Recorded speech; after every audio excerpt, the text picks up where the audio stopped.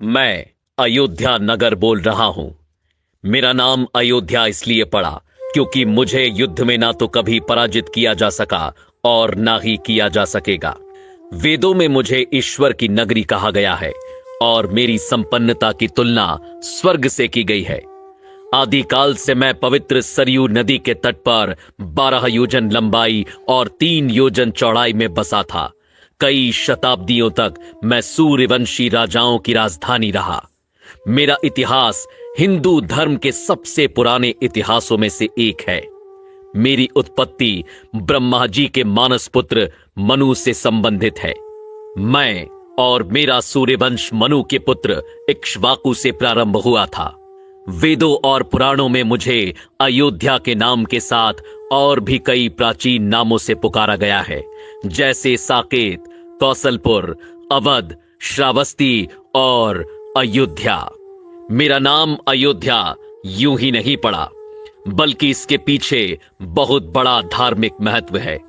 स्कंद पुराण के अनुसार आ अक्षर ब्रह्मा है, या अक्षर विष्णु है तथा धा अक्षर शिव का स्वरूप है। यदि आप वेद व्यास के हाथों लिखित अथर्ववेद के पन्नों को पलटेंगे तो भारत की सबसे प्राचीन सप्तपुरियों में प्रथम स्थान पर आपको मेरा ही नाम दिखाई देगा। रामायण काल से मैं कौशल जनपद की राजधानी हुआ करता था, इसलिए मेरे आराध्य प्रभु श्री राम को कौशलपुर राजा के नाम से भी जाना गया। मैं अयोध्या बोल रहा हूं। कितने ही देवता, दानव, मनुष्य और शासक आकर चले गए, सदियां बीत गईं और फिर युग बीत गए, लेकिन मैं यहीं सरयू के तट पर अडिग रूप से खड़ा सब कुछ देखता रहा। मैं वो महासौभाग्यशाली नगर हूं जिसकी गोद में खेलकर रघुनंदन श्री राम बड़े हुए। वो जन्मभूमि जहां मेरे आराध्य रामलला ने पहली किलकारी की। वो दशरथ महल जहां मेरे प्रभु का बचपन बीता। वो वन मार्ग जहां से गुजरकर रामचंद्र जी गुरु वशिष्ठ के साथ गुरुकुल गए। वो अवधपुरी जहां से श्री राम की भव्य बारात निकली थी। वो कनक महल जो महारानी कैकई ने सीता जी को मुंह दिखाई पर भेंट किया था। वो सरयू का किनारा जहां श्री राम और मां सीता ने पहली होली खेली। वो हनुमान गढ़ी जहां हनुमान जी ने कई वर्षों तक रहकर अयोध्या की रक्षा की।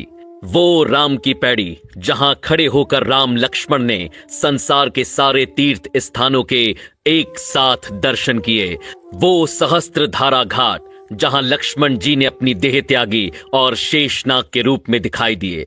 वो गुप्तार घाट जहां स्वयं मेरे प्रभु श्री राम जल समाधि लेकर बैकुंठ को लौट गए। मुझसे विदा लेते वक्त उन्होंने मुझे अमर और अजय रहने का वरदान दिया था। मेरी आंखों में बिछो के अश्रु भर आए थे। मैं अयोध्या बोल रहा हूं। यह सभी कुछ अपनी इन्हीं आंखों से देखा है मैंने। मेरे प्रभु जब 14 वर्षों के वनवास पर चले गए तब मेरे नगर का बच्चा बच्चा रोया था। महाराज दशरथ को मैंने पुत्र वियोग में तड़प तड़प कर अपने प्राण छोड़ते हुए देखा। मैं वहीं उनके पास ही खड़ा था। सभी रोए, लेकिन मैं फिर भी कमजोर नहीं पड़ा। मुझे विश्वास था कि मेरे कोने कोने को अपनी आभा से प्रकाशित करने वाले प्रभु श्री राम एक दिन लौट कर आएंगे। वह दिन भी आया जब सबके प्राणों से प्यारे श्री राम वनवास से लौट कर आए। उस दिन मेरी भूमि पर महादीपोत्सव मनाया गया था। मेरी शोभा को मानो 4 चांद लग गए। मैंने अपनी आंखों से श्री राम का राज्य अभिषेक होते देखा, जिसके पश्चात उन्होंने 11,000 वर्षों तक राज्य संभाला और मेरी गरिमा को सजाए रखा। श्री राम के शासन के वो 11,000 वर्ष जो आप सभी ने केवल पुराणों के पृष्ठों में पढ़े होंगे, मैं उसके एक एक पल का साक्षी हूं। मैं अयोध्या बोल रहा हूं।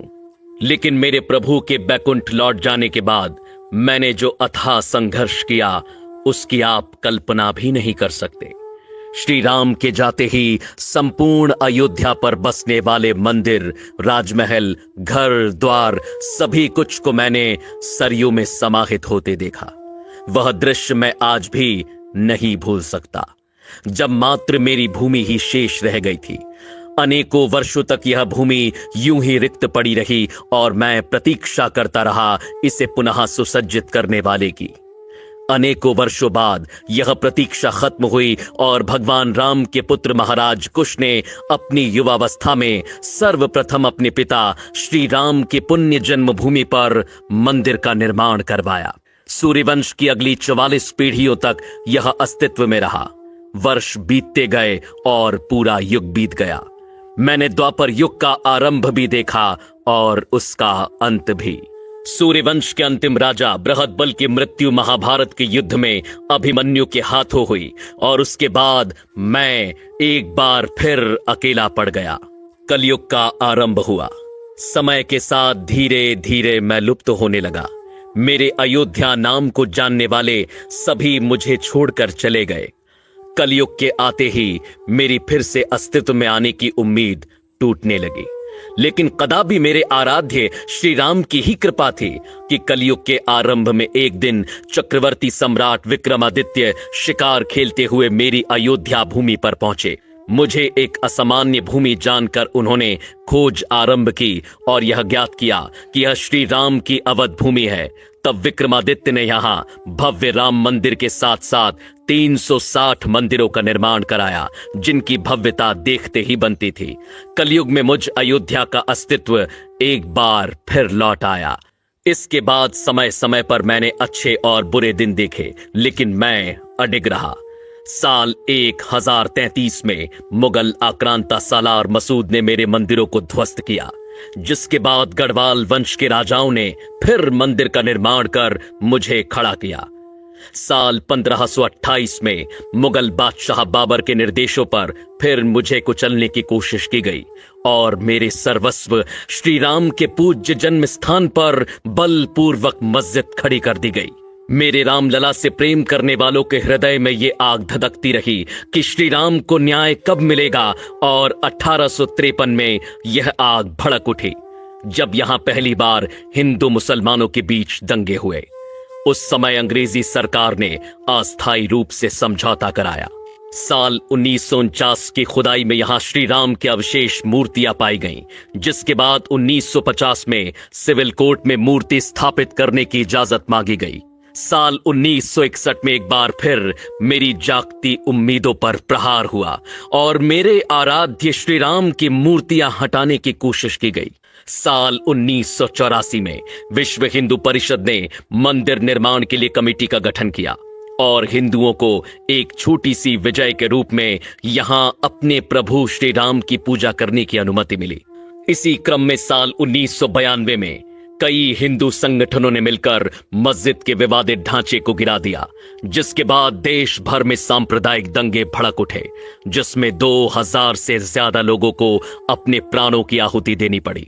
साल बीतते गए, अदालत की सुनवाई जारी रही, अर्जियां लगती रहीं, तारीखें मिलती रहीं, लड़ाई लड़ने वाले चेहरे भी बदलते गए, लेकिन इन सब के बीच मैं अयोध्या डटकर खड़ा रहा, इस उम्मीद के साथ कि यह मेरे प्रभु श्री राम की भूमि है जो कोई नहीं छीन सकता। आखिरकार बहुत लंबी प्रतीक्षा के बाद साल 2019 में इस लड़ाई में पहली विजय मिली, जिससे मेरा रोम रोम खिल उठा जब सुप्रीम कोर्ट ने मेरे प्रभु श्री राम के पक्ष में फैसला सुनाया और 2.77 एकड़ भूमि के हिस्से को मेरे रामलला के लिए लौटाया। साल 2020 में श्री राम मंदिर का भव्य भूमि पूजन कार्यक्रम आयोजित किया गया, जो मेरी दूसरी विजय के रूप में मुझे प्राप्त हुआ, और मेरी तीसरी और अंतिम विजय आज सभी के सामने है, जब साल 2024 में एक अद्वितीय और भव्य मंदिर निर्माण के बाद स्थायी रूप से मेरे सर्वस्व श्री राम की प्राण प्रतिष्ठा होने जा रही है, जिसकी एक झलक देखने के लिए हर कोई लालायत है। मैं अयोध्या बोल रहा हूं। आज मैं ऐसा महसूस कर रहा हूं मानो मेरी युगों युगों की तपस्या सिद्ध होने जा रही है। मैं नहीं जानता कि आप में से किसे ये सारी बातें सत्य लगती हैं और किसे केवल एक कल्पना, लेकिन मैं वो अयोध्या हूं जिसने अपनी आंखों से इन सभी दृश्यों को देखा है। युगों युगों से इस कठिन समय को मैंने जिया है, और मुझसे बेहतर भला ये कौन जानता है कि लोग आते जाते रहेंगे, युग बदलते रहेंगे, लेकिन मेरे आराध्य श्री राम हर युग में हैं, हर काल में हैं, हर घड़ी में हैं, दृश्य और अदृश्य दोनों रूप से सदैव यहां उपस्थित रहेंगे। और मेरे उस मंगल भवन के दरबार में देर हो सकती है, लेकिन अंधेर नहीं। जय जय श्री राम।